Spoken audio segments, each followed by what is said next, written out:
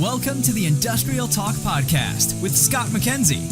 Scott is a passionate industry professional dedicated to transferring cutting-edge, industry-focused innovations and trends while highlighting the men and women who keep the world moving. So put on your hard hat, grab your work boots, and let's go. All right, it's another week in the Industrial Talk Podcast. So glad that you were able to join us. Hey, Reed, how you doing? Doing very well, and yourself? Can't complain, man. That's good. We've been firing out those Industrial Dojo series, and it's been a lot of fun. They've been good. Good fun. I've been happy. So anyway, we've got a busy show. We're cheerleaders for the industry. We are. This is where they come to talk. The industrial professionals come to talk, and so once again, we are honored to be able to have you as a listener, and thank you very much for joining the Industrial Talk Podcast. Ready to get this show on the road. I know I am. I got to tell you, I can't believe that another week has gone by. I know. This week probably went extremely fast, I feel like.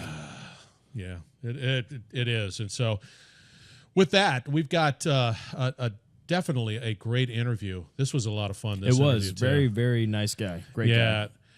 This guy is Chris Koehn, and we're going to give you the stats later in the show. But we had a fun time, and he was definitely an open book. And we're going to get him on the podcast again, most definitely, just because, well, he was fun.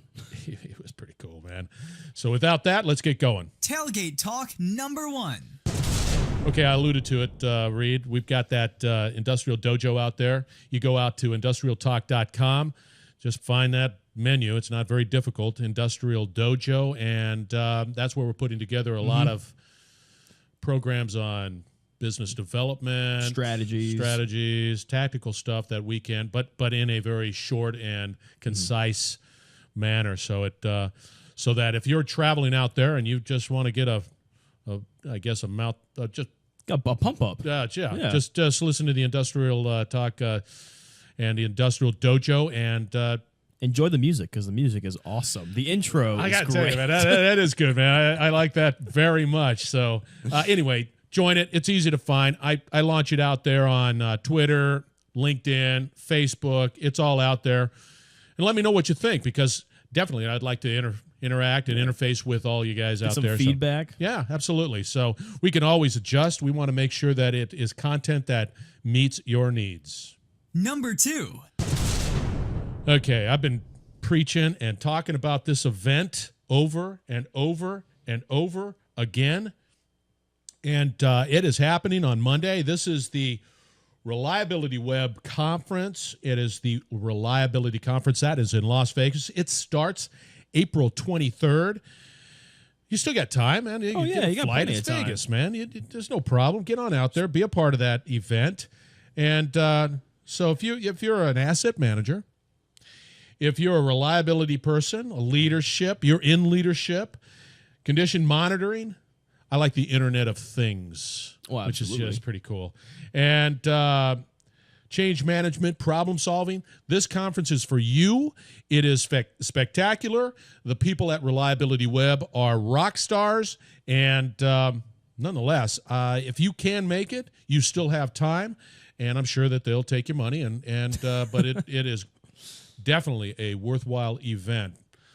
Okay, so now on to the interview. Let's check. This is a guy named Chris Koehn. Great guy. A lot of fun. Yeah, a lot of fun, man. I got to tell you. And he's got some incredible stats. So let's check this out. He's the founding partner with over 20 years of experience launching successful businesses, concepts, and startups. Now, Chris specializes in strategic vision, which is pretty cool, and driving revenue from 0 to 8 figures. I tell you,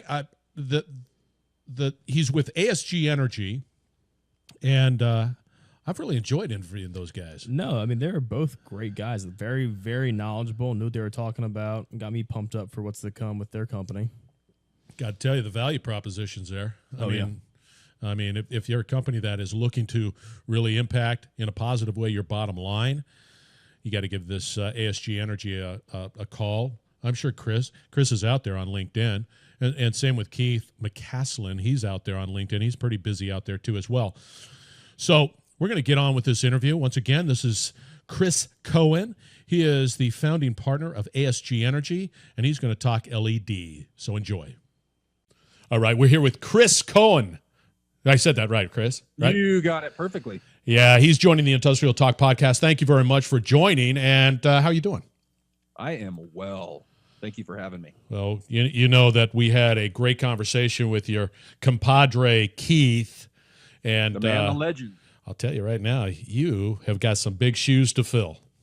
He is an incredible person. He really was. Yeah, he's a guy that, like, the books are being written. He just doesn't know it. It's true.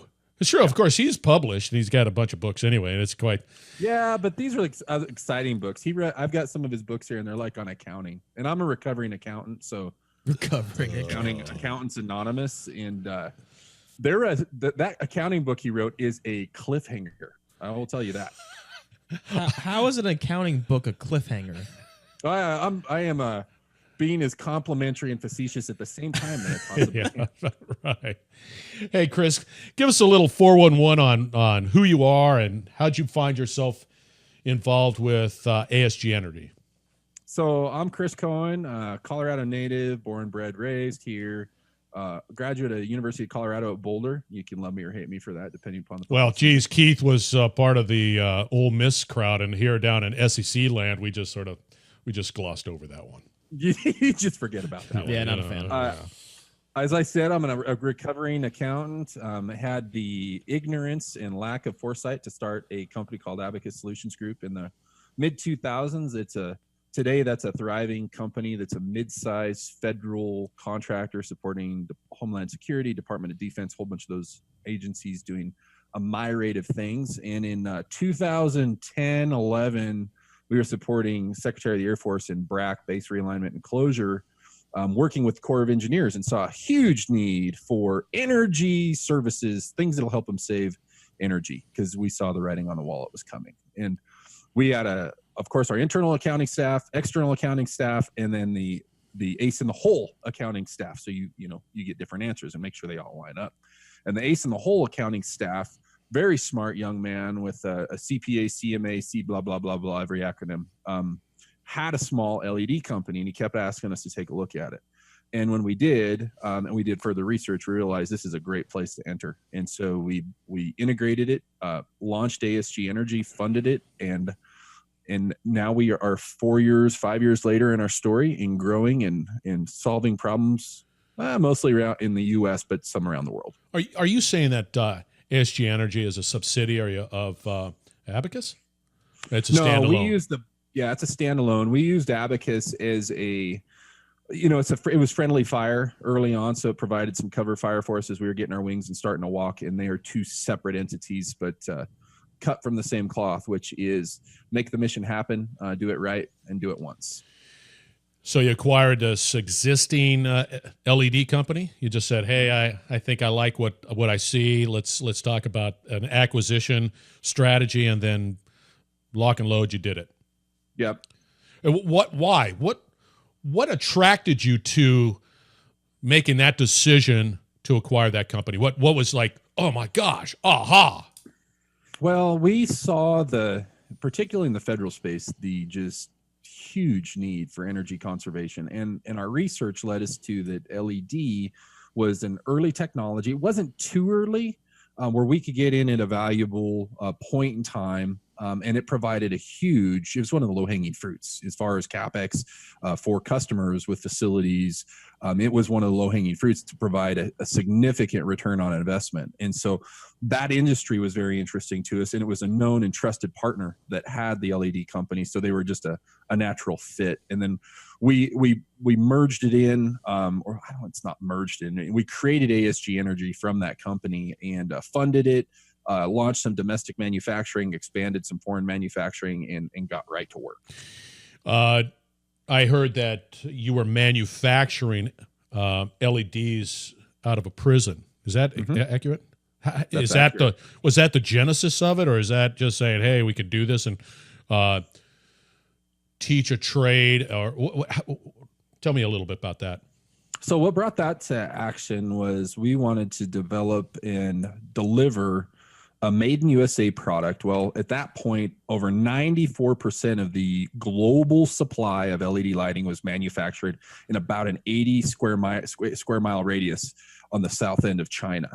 And the government, U.S. government type organizations like to buy domestic made. And the industries program, particularly Colorado Correctional Industries, offered a fantastic platform where they had the infrastructure. We brought in our technology, our products, utilize their labor, train them on technical manufacturing, technical services, leverage their fantastic management staff, and we were able to turn around a product in a just-in-time manner through that program at a cost point that made a lot of sense for our customers. We didn't have to do the CapEx to go build a brand new factory. No, but you brought in technology that that allowed you to manufacture the LED. I would Absolutely. imagine. And do you still do that today?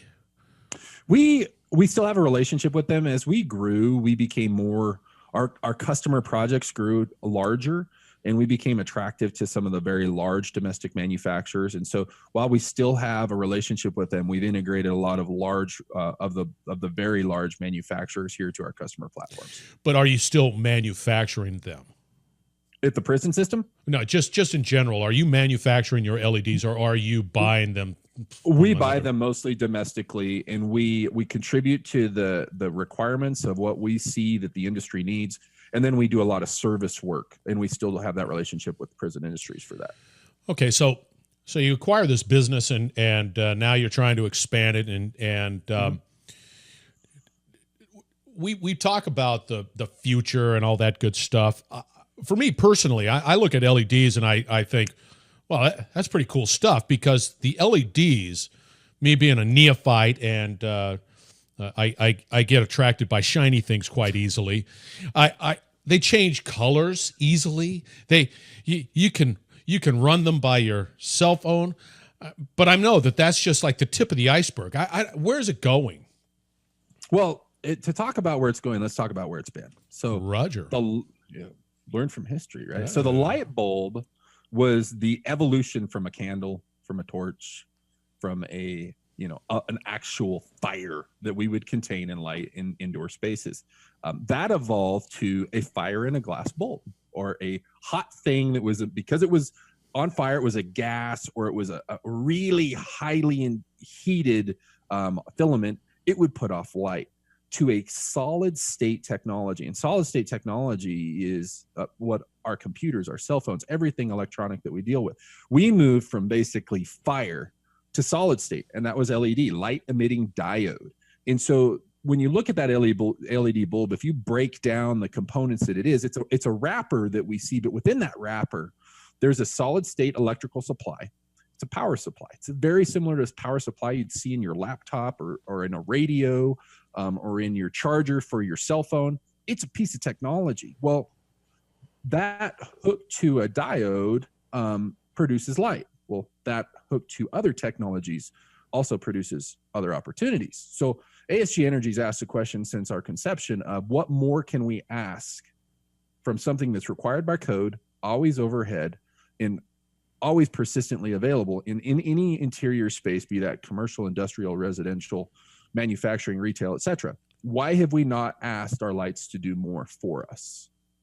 So we've got continuous power. We have a power supply. Now it's just integration of existing technologies and then front-end software that can interact with it.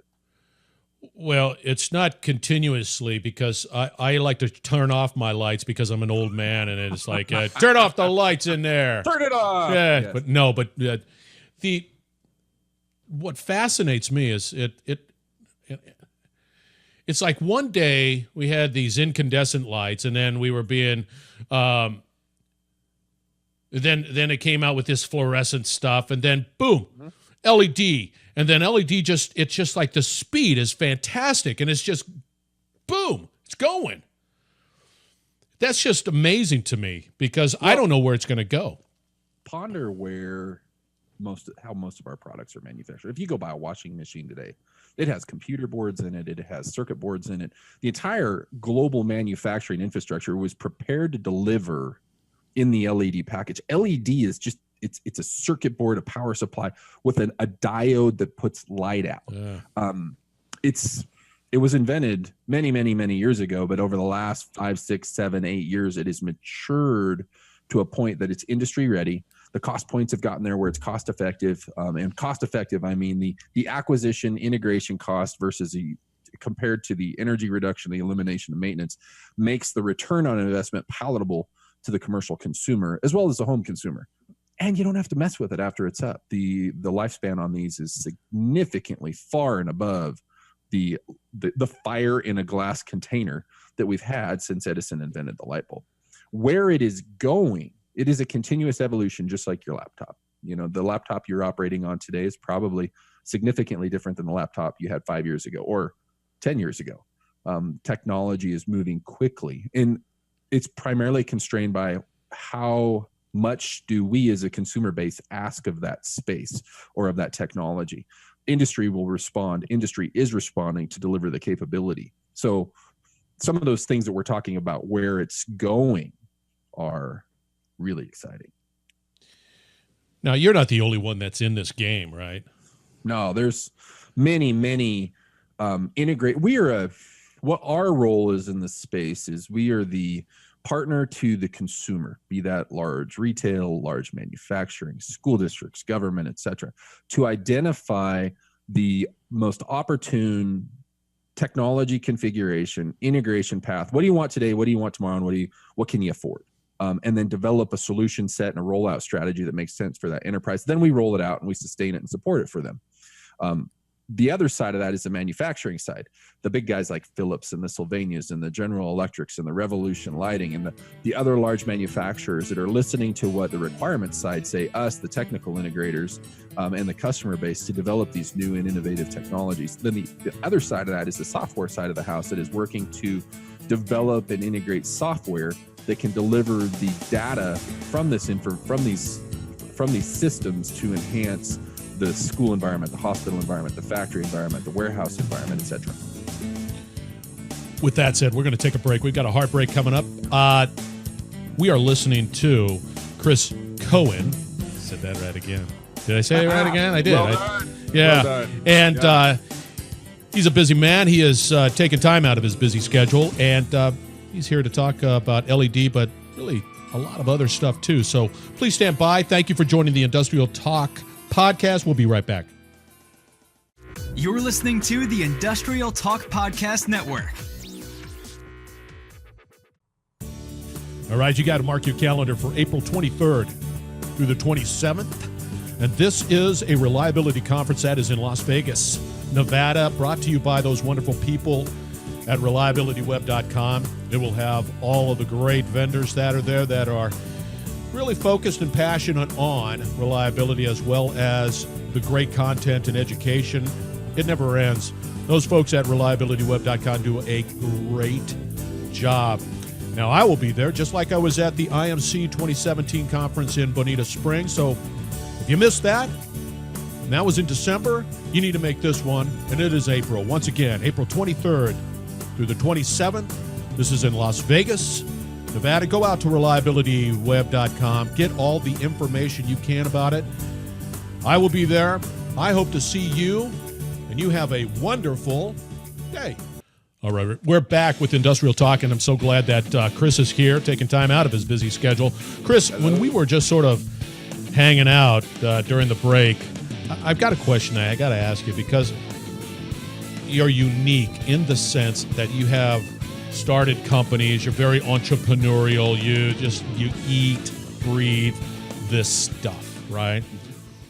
What is your mindset? What makes you Chris, and how do you view that? It's just, what's your mindset in all this? That's a question that I ask my wife probably asked me more than I asked myself. The end of the day, it boils down for me that there's a lot of opportunities to enhance things in this world. And I have a difficult time not taking a step to participate. And this industry is one of those. This is a changing, life-changing, industry-changing activity, this LED lighting industry. And I had to participate. We needed to be here. So we took the step. And we do it cautiously. We don't do it frivolously. We took the step into the company with open eyes, an open heart, and everything we had. And every entrepreneurial step that I've taken in history since I've got my butt kicked the first couple times has been with prudent research, prudent time investment to become enough of an expert to understand where I'm going, what I'm doing, the time commitment, the financial commitment, and the emotional commitment that I've got to make to make the company succeed and those that work for the company. My job is to serve the customer and serve the team members that work for us. But the product too is it's like that genie's out of the bottle. It's not going back in the bottle. It's absolutely not. This genie's one that's I dare say it's as changing as when they decided to slice bread. You had a whole loaf of bread, it became way cooler. You had sandwiches afterwards, right? That's true. That's cool. That's true. Yeah. It's that big. It's that big. Yeah. Because here's the funny thing. And correct me if I'm wrong. I've got LED in the house someplace, right? I can't tell the difference anymore. But what I can do is I can warm it up a little bit. I can change the mood of that product. And it, to me, is like, that's just the tip of the iceberg. But I don't see any difference outside of the fact that it's LED and it's going to be there for a long time. It's not going to burn out anytime soon. So the product itself, I akin this to the revolution in the 90s when IBM exploded and Oracle exploded, and those companies that added additional value to a business spawned, and those ERPs and all those really changed the face of business. LED became a highly technical sale. This is no longer buying a light bulb from the supply house. This is a full-on technical requirement that can either enhance your business dramatically, or a short-sighted decision can cost you a lot of money and get you nowhere. So this is a complex business solution set in a new format. It's coming from your lights. How does it make my life easier? Because I'm an old guy. How does the LED, I guess, revolution make my life easier? So today, for example, there are a partner of ours that we work with has a technology that if you are in your home and elderly, not that you're elderly, but he's pretty elderly. He's old. He's old. No. If you're elderly and you need support, but full-time medical care is not available, it can monitor your activity. How many times have you been to the refrigerator? How many times have you been to the facilities? Are you getting exercise? Are you moving? What is the type of foods that you're eating? That can communicate back through the lighting system, back to the grid, to a healthcare provider. And that healthcare provider can monitor your activity, and then through additional sensors, monitor your health condition. If you there's technologies where you can wave and determine blood flow, for example, for folks that have difficulty with blood flow. There's all sorts of evolutionary and moving forward sensory products that communicate through the light system that enhance your life. That's a massive cost-saving factor and an improvement of life, where you're not waiting to discover you've got a problem. Through the systems monitoring your activity, when you choose to, when you say, yes, I decide to have this service, they can predict future medical issues and help head them off before they happen. That's really cool. That's crazy cool. Yeah. I've done a number of interviews for industrial reliability, right? And that has the ability to try to look at an asset and predict failure based off of conditions, right? And what you're saying in that particular statement is that you've got a similar solution, but for the human being, like the human being, as well as industrial space. Yeah. So industrial space, I'm going to stay on that medical tangent. In a hospital, the systems exist today through lighting systems, if the right technology is integrated, that can track a patient to with 1.5 feet. Well, that's great. But what else can it do? Well, it can track the EKG machine. When was it by the person? It can track the phlebotomist. It can track the nurse. It can track the physician. It can track the anesthesiologist. How much time and where did they spend with the patient? Well, that becomes business intelligence. That can tie to a billing system. That can tie to a quality of care system. That is defensible data about what has happened in your facility or not happened in your facility. For me, I think that's great, but there's going to be a group of people out there that said that's real intrusive. There's that moral component associated with that, saying you're getting all this information and you're just, I don't have any freedom. You know exactly where I'm at. It's like a dog collar. Now, for me, I don't care, but you're always going to have that pushback, don't you think? Do you have a cell phone in your pocket? Well, yeah, I do. Do they know where that cell phone exists? No, because it's a flip phone. No. Well, they appropriately applied with the necessary controls. Right. This is a huge value add. Like any new technology, there's the positive side and then there's the social side that you have to weigh the deployment to ensure it's appropriate for the human being and appropriate for the business. Yeah, because that is in the news with Facebook, right? Oh, it's all over data. the place. Absolutely. Yeah. But in a warehouse, what if you can track your head of lettuce, where it's at, when it got there, how long is it going to have been there? Right. When is the estimated, based upon data, time that it needs to get on a truck and leave so you don't have rot either in the truck, in the warehouse, or at the customer site before it's sold? That's critical data. Those are things that can happen today through your lighting system. And it can happen today. Those technologies exist, yes. Wow.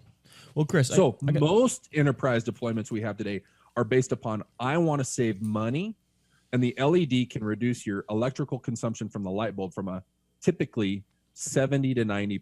Well, that is a massive cost saving factor in a building envelope where lighting typically makes up about 35% of the electricity consumption in a facility.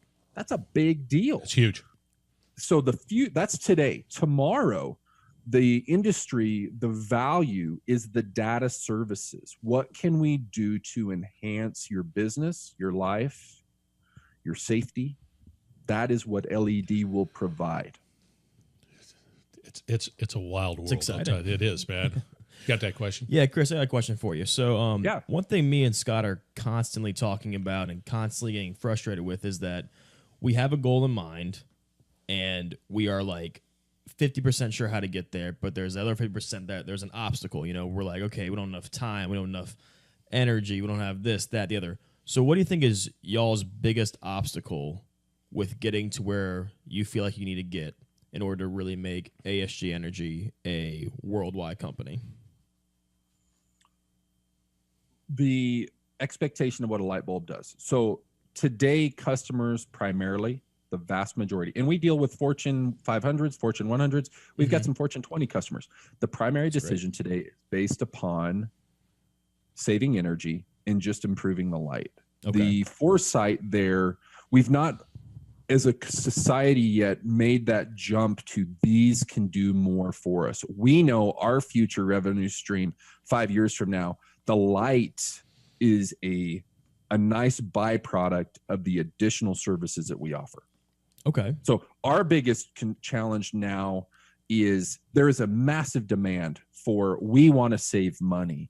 There's still the outliers. Large industry is the last to adopt. And large industry is starting to enter into the space. And by large industry, I mean those Fortune 500s and Fortune 100s. They're starting to adopt LED technologies today. And we are active and we are busy and we're having a great time integrating those platforms for those large customers of ours. Of course, we always want more. But it's having them and educating them to position for tomorrow so that they make a decision today that doesn't constrain them tomorrow. It's an education. It's just like anything else. When you are the tip of the spear in this particular case, it is and you're dealing with an industry that tends to move slowly and deliberately. You've got to educate for them to Absolutely. say, yes, we're willing to spend the money on capital because we see the value proposition and the bottom line results. Yes. And not only make that decision based upon today's quarter or today's year, but this is a capital investment that, if pondered appropriately, will affect your EBITDA 2, 3, 4 years from now. That's pretty impressive. That is. Yeah, that's something else. Now, I've got to touch real quick. The time is running. Can you sort of expand a little bit on LAAS? LAAS. So lighting or lumens as a service. That is our industry's move towards offering the light itself is in a utility sort of fashion. So you would pay to use the lights that my lights emit in your facility. And we have numbers of customers that are on a program like this today. We come in, ASG Energy does, and others, deploys our technologies, the LED lighting, and then you pay us for the use of that light. So just like you pay for the use of water from the utility provider or the use of electricity, light is moving into that same platform. So I'm a company and I say, hey, I want to use, so the use of that light is billed on a half hour, a minute, whatever the increments, right? So if that light's on, that meter is rolling. When that light's off, it's not rolling, right? I'll only pay for what it is. Yeah, depends upon the structure that's appropriate for that customer. There are, just like in utilities, if you travel the country, for every city, there's a different way to bill it. And same with this, it's structured towards what's appropriate for the customers. What we see is our customers that pursue this see immediate, without CapEx, so no investment on the customer side, immediate reduction in expense. So as we roll out, because you're basically borrowing my product, and what you have is a lower utility bill, but the cost for that is you pay to use that light while it's on. That's amazing, because that is a thought change. That is like the way it is today is I buy the light, I stick it in there, and the power is put in there, and I pay the power bill, and then I turn it off if I don't want to. But you're saying that I can pay for looms. You can pay for lumens. You can pay for the lighting. Absolutely. That's crazy. I mean, so here's the why not. I don't have to pay for it. I get immediate reduction in cost. I don't have to maintain it any longer, and I get an improvement in my light profile. So I save money, my facility's better, and it didn't cost me anything out of my pocket. I like the idea not to maintain it of anything. Yeah, the life expectancy is just long. With that, we're going to take a break. Thank you for joining the Industrial Talk podcast. We will be right back. Hey, once again, this is Scott McKenzie with Industrial Talk. If you like what you're listening to, please feel free to sign up for the free podcast as well as the blogs. I'll try to keep it all relevant to your business and hopefully be able to provide some insight into what we do at Industrial Talk and what you do as a professional. Hope to see you soon. Thank you. All right, welcome back to the Industrial Talk podcast. We are here with Chris Koehn, and we're talking about lighting and all that great stuff in the future that, I don't know, man. I got to tell you, I'll have to say it. The future is bright.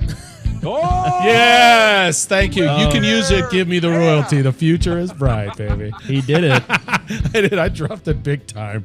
You did. Hey, you dropped it. So the listeners out there are going, wow. I know I'm pretty dazzled by it, and I can't wait to go to some place to find that qualified individual. So let me ask you this: what would be the next step for a company that says, I like what Chris is saying. What do I do? I'm bought into it. I want to know more. Sure. So we know as an industry, across all industries, people are either about to start talking about it, they are talking about it, or they're in the process.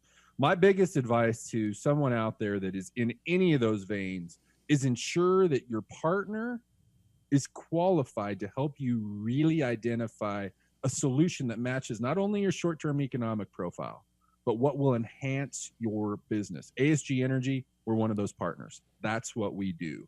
There are peers of ours out there that exist, and you can find them. There's not a whole lot of us, and we're all blessed to be very busy right now, but I highly recommend get a partner that can walk you through this path to ensure that money you spent is the most effective application for your business. Payback. So I make the investment, payback. What's your typical payback on this deal? So typical, just a lighting deployment, anywhere from a year to 3.5 years. I just saw big school districts that we're doing, and it was about 3.5 years. if you add all the neat technical stuff, that really fits with us under the lighting as a service, and that becomes an additional subscription, just like software as a service. Wow. Okay, so I'm dialed in. I'm a friend of yours on LinkedIn. In fact, let me just check it out. Let me just refresh my. Yes, look at that. I am your friend right now. And are you willing to entertain people reaching out to you and saying, Absolutely. "Hey, Chris, yes. I gotta do this." So you're out there on LinkedIn, and you're willing to say that. And we've got a great team. If you reach out to me, it will be me or one of our team members, the appropriate one for your industry. We've got guys team members that specialize in different verticals and different applications, and we will I'll ensure that you get contacted by me and the appropriate party to help you make the right decision. You got a Facebook page out there, company? We do. It is something that I don't know the address, but it's ASG Energy on Facebook. That's fine. And then you got LinkedIn ASG Energy, right? Absolutely. And then we, of course, have the old school, the ASG Energy LLC.com. Oh, website. my. Whoa. Wow. That's a dinosaur. A website? And then do you have a Twitter account? Keith, yes.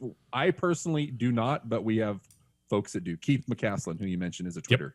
Yep. Okay. Yep. Very good. Very good. And I got to tell you, man, are you willing to come back on? Absolutely. Because there's IoT stuff to talk about. I'm still talking about Li-Fi. There's a ton of stuff. And, of course, given the speed at which this technology is going, I mean, it wouldn't surprise me next week. It's going to be another thing that can be done. So absolutely. I will tell you, and this is scary, we're about 4 months from requirement to fielded product right now. Say that again? 4 months from what? 4 months from concept to product in field. Well, that's another. How fast this changes. So we define a requirement, it's designed, it's built, and it's in a customer environment in about 4 months. Jeez. That's a fast turnaround. That's blazing fast, my friend. Well, hey, Chris, thank you very much. I know that you're busy, and I know that Thank you for your time. And definitely give my best to your wife after the little surgery she had. So thank you very much. And we will have you back on the Industrial Talk podcast. Everybody stand by. We will be right back and close this show out. Thank you very much for joining the Industrial Talk podcast. You're listening to the Industrial Talk Podcast Network.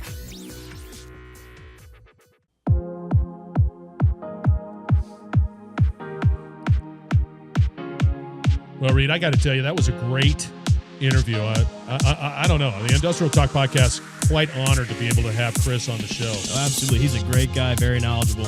Hey, what was your takeaway? I'll tell you what, I did not know that light bulbs were that important when it comes to the future. I mean, talking about Li-Fi and Wi-Fi being in the lights. I mean, that's insane. You know the machines are going to be running the world. And, my takeaway from this particular program is the immediate financial bottom line impact of those lights. And then two, I just can't believe that they last over 10 years. No. And you can get a warranty over 10 years That's on ridiculous. that doggone thing. Well, anyway, thank you very much, Chris. Thank you also to those folks at ASG Energy. Great company. You need to go and look at touch base with them. They're out there on LinkedIn. They've got Facebook. They're out there on Twitter. I know that Keith is out there on Twitter. So check them out because they know what they're talking about. You can find the Industrial Talk podcast at industrialtalk.com. You know that we've got the Industrial Dojo. That's great content that you should look at. It's out every day. So we're trying to produce that every day. And then finally, we're on Facebook, Twitter, Instagram. LinkedIn, Instagram, trying to carry that up. So all of you have a wonderful week. Thank you very much once again for joining the Industrial Talk podcast. Be safe, and we'll talk to you next week.